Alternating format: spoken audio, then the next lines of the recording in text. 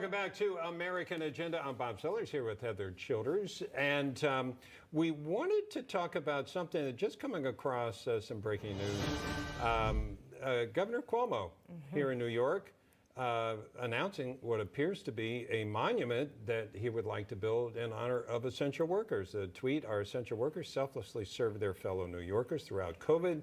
We will honor them with an essential workers monument. They are heroes and have our utmost respect and thanks. This has nothing to do with me trying to save my job." Right. I added that last part, but one might take a look at that, Bob McEwen, and think that maybe that's what's up here. We see that there are two governors of blue states in this country that are having some tough times. We can get to Gavin Newsom in a moment, but how do you read this kind of effort? Is it that blatant, what Governor Cuomo, or do you think it's an honest, legitimate effort?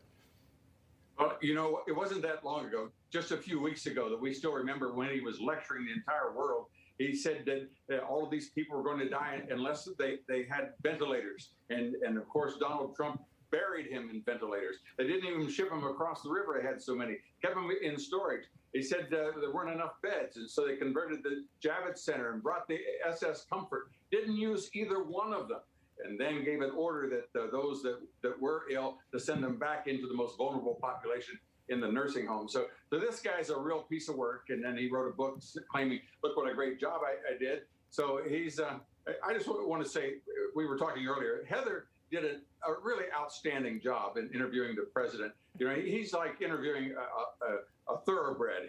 When he takes off, he's hard to corral. And yet she had inquisitive questions and not argumentative questions, and moved on from point to point. And as a result, I think we've learned a lot this afternoon. Oh, well, thank you very much. I appreciate that. I stepped on him and talked over him a little bit, and I was concerned about that, but he took it gracefully, and then he did change, topics as I was trying to put him different directions. You know, one of the things I was going to ask him, and Bob, you had mentioned this earlier, what did I not have an opportunity to do?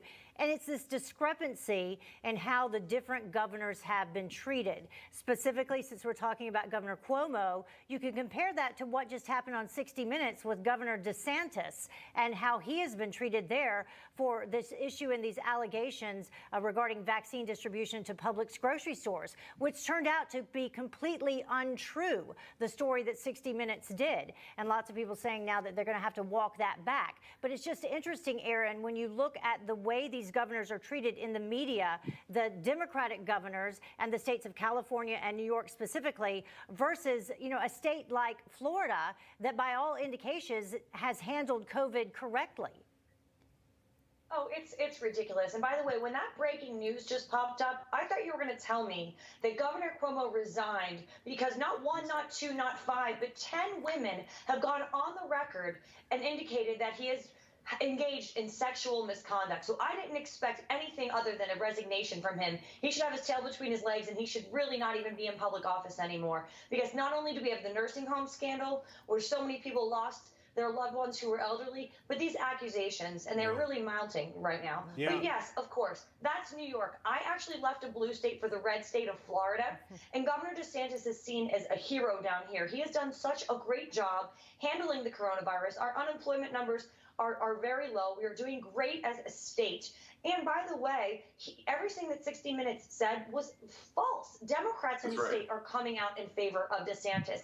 He didn't go straight to Publix. He used pharmacies first. And by the way, living in Florida and having been familiar with Publix grocery stores, his theory of getting in there and having the vaccinations there was a very smart, sound theory. They are in all kinds of neighborhoods. They are abundantly located through Florida. He should not have received any sort of criticism for anything that he's done, and 60 Minutes should be ashamed of themselves. And everybody, even here, has always said, when can I go to CVS and get it? Or Publix or wherever it might be. So, Derrick, we've got like 30 seconds if you want to wrap up this segment. I was just going to go back to Cuomo. He was the guy, a couple of months ago. He was doing all the TV interviews, and everyone even was questioning, could this guy run against the president?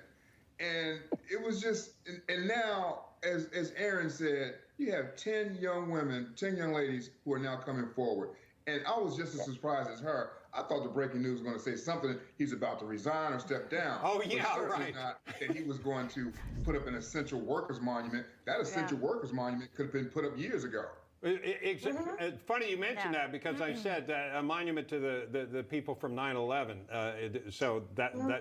So anyway, we're going to take a break here, panel. Stand by. A lot more to talk about, including our corporations going where the tangled webs they may be weaving as they get involved with things like moving, challenging what's going on in Atlanta as far as the All-Star game. Should they be going down that path? We're going to talk more on American Agenda.